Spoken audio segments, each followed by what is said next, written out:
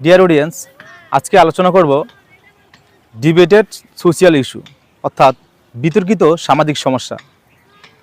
তো debated social issue সেই বিষয়টা নিয়ে আমাদের জানা প্রয়োজন। কি কি বিষয়ে ডিবেটেড সোশ্যাল ইস্যু বলা হয়? মূলত 11টা টপিক্সকে ফেসবুক কর্তৃপক্ষ ডিবেটেড সোশ্যাল হিসেবে কী করছে, তারা গণনা করেছে। আর সেই 11টা বিষয় কি, সেগুলো আমাদেরকে জানা দরকার।